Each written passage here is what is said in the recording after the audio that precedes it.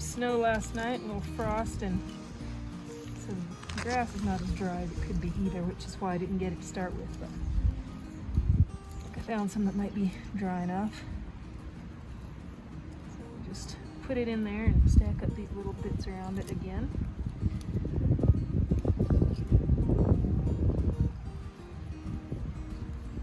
I'm not trying to set any records with my fire starting. I just enjoy building fires and cooking over them, so let's see if that works better.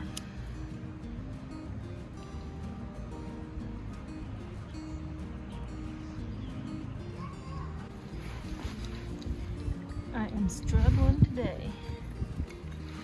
It's not wanting to start.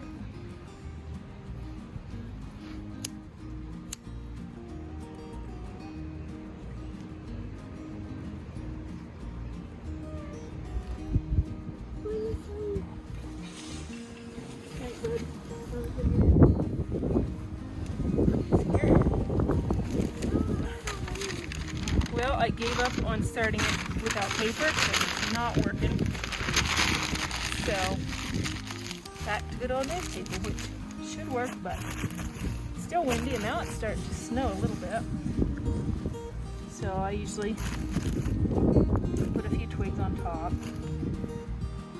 Smallest ones I have, and if they're short enough, I'll just lay them on top. If they're a little longer, I'll just prop them up.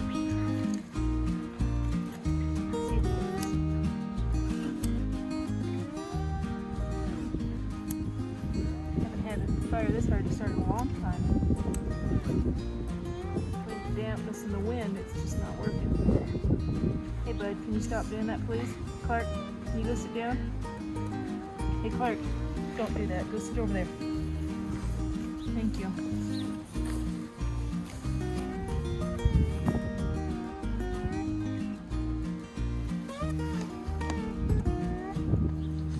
Well, at least it started. Paper almost never fails.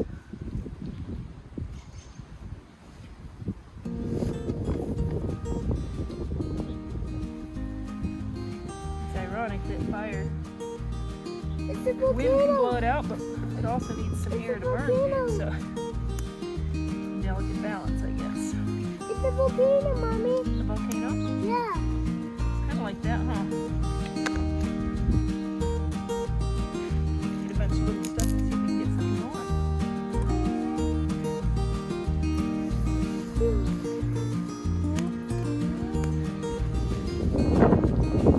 This here trying to block the wind a little, but seem to be working real well. I think we might have success.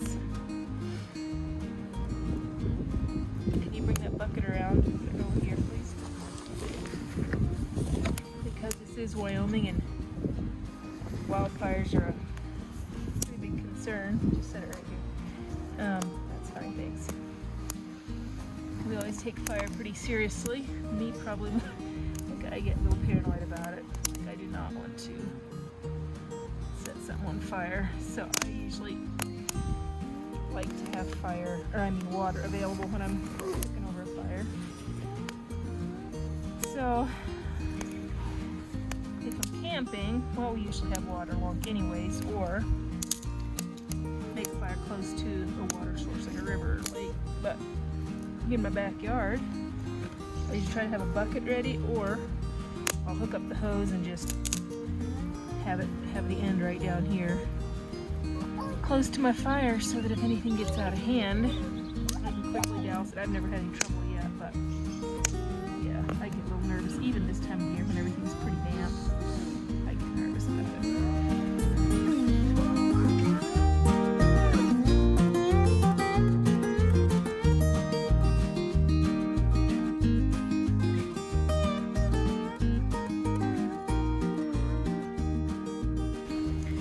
So I'm going to make a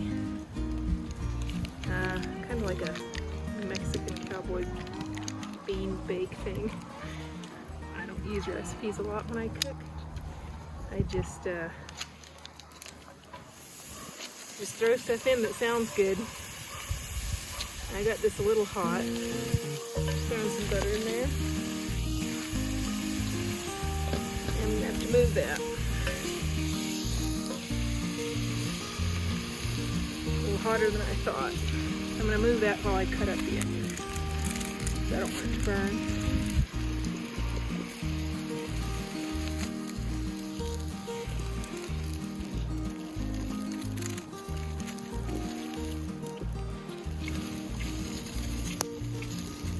Started to snow, so that's great. April 10th, I believe.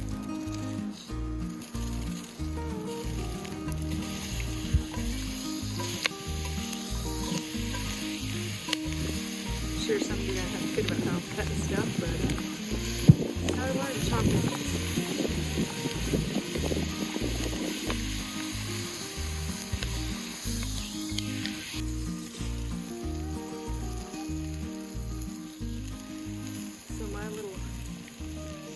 Tip for keeping your hands clean. I know some people don't bother them, but I don't like to get my hands messy when I'm cooking meat, and I don't know, I want to stay clean. So I get these cheap little gloves. You get a box of them at like Walmart or Sam's Club or Amazon, I'm sure. And one box lasts a long time. And then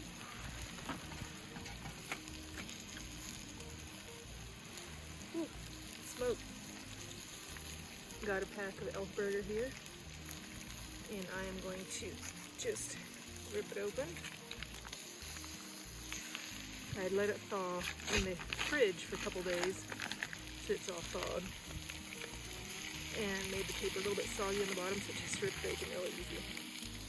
Once I get that in there, I'm just going to pull my glove off inside out, and ta-da, no mess. And that will go in the trash in the house. So now,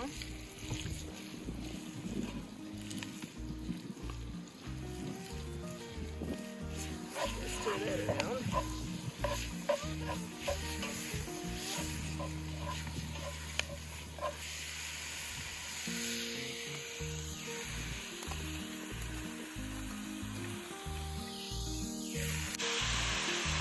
That pan is pretty hot.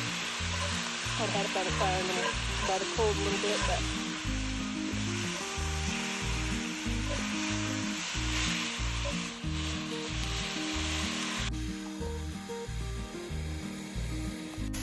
alright, so I've got my elk burger fried along with the onions. And now I'm going to take a can of rotel, just a mild, my kids are crazy about stuff that's too spicy. And then a can of corn, which I did drain that. And then, let's see here, a can of black beans, which I poured a little bit off the top, but I didn't actually like put it through a sieve or anything. I'll just let some of that juice, in there. The lid.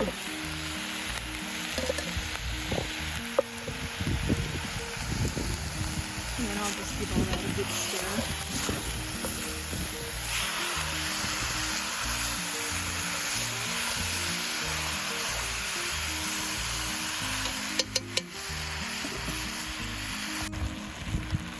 And I'm going to pour a little bit of water in here just to make it a little juicier. I don't know, it's probably about a cup of water or so.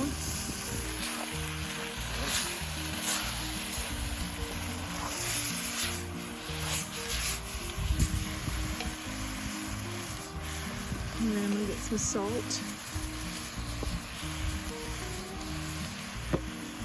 and some cumin.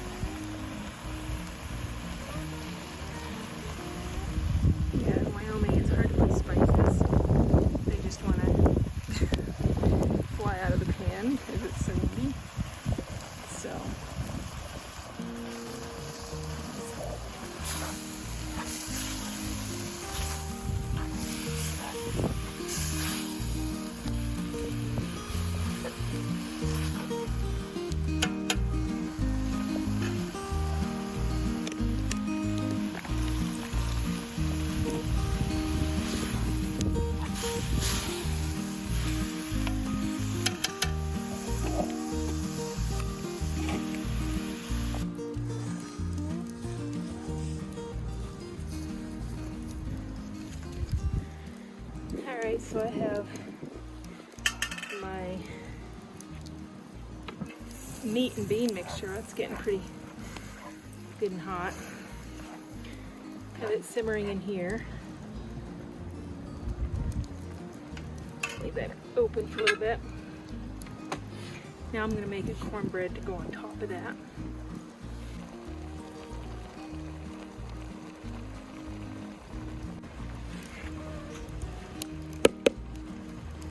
A little bit of ash flew into there.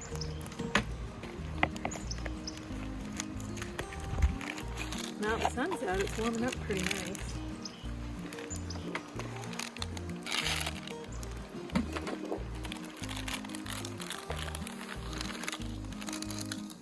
Yes, I can make great cornbread from scratch, but I was in a hurry today, so.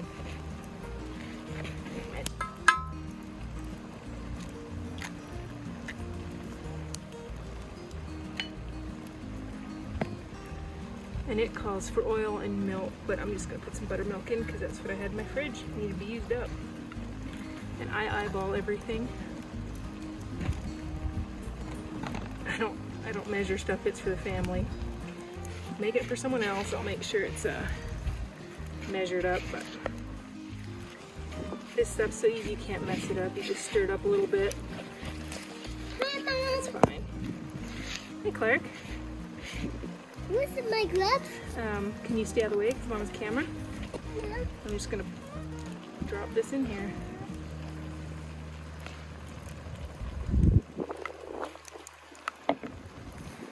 So we can get a better view.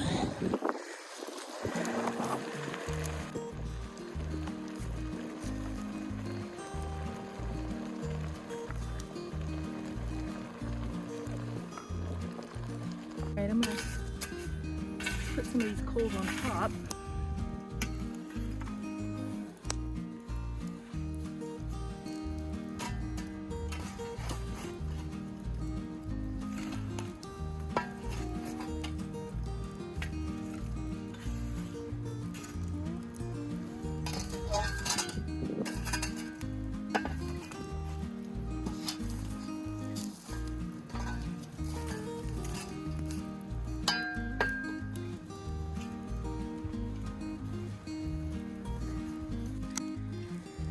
So with the coals on top like that, that will help brown the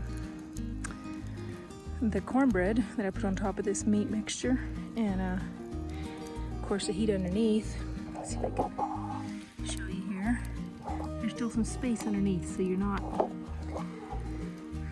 you're not burning whatever's on the bottom, although this has got moisture, it won't burn that easy, so I'm not too worried about it. But if he's baking bread or something, you'd really for sure need that space underneath, because even on a windy day like today here in Wyoming,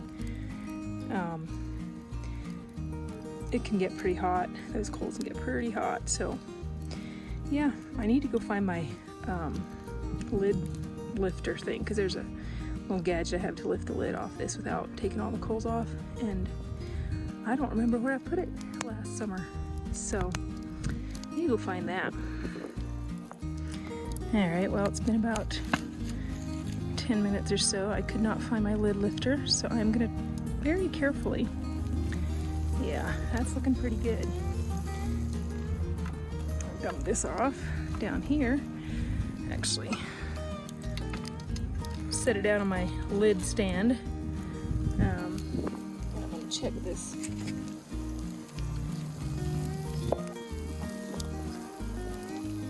Yeah, that's done. That looks really good, actually. All right. I'm going to set this off the fire and see what it tastes like. All right, let's see what this is like. That cornbread's done just right.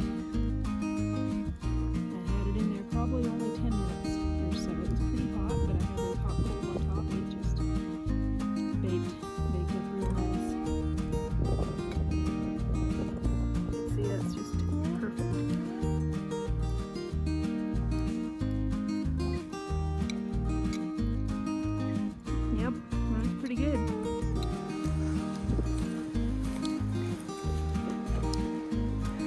warmed up some since the snowing earlier. But yep, this is a super easy meal. You could put any kind of whatever you want in there. If you want to do more of a barbecue, baked bean kind of thing, you could just put a can of baked beans, put the cornbread on top, or you could add different kinds of beans. You could add, shoot, anything you wanted to, but it's pretty good.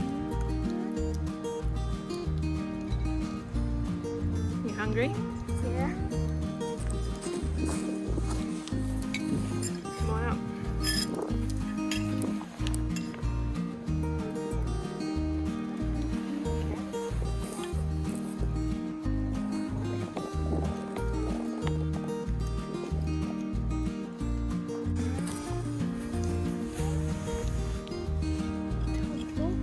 More.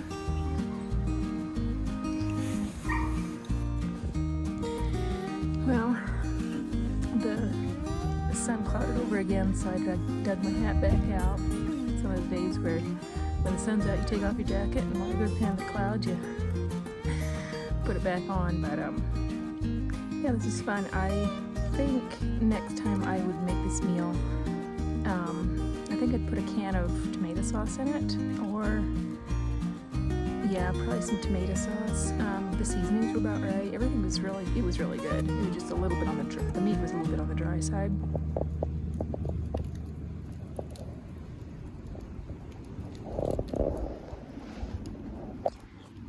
I love my little horseshoe stand for my Dutch ovens. For my bigger ones, so the friend who made it for me asked me if I wanted 3 horseshoes or 2 or 4, and I said 4 because I thought that would be bigger and sturdier, and come to find out you should really have 3 because most Dutch ovens have 3 legs, and on my big Dutch ovens they don't fit right, so you have to kind of have it off center to sit on there, but it still works, it just doesn't sit centered. This little one, the legs, it's small enough that all 3 legs fit down in between the horseshoes, so it works okay, but it is really handy, and I usually just leave it out here in my fire pit.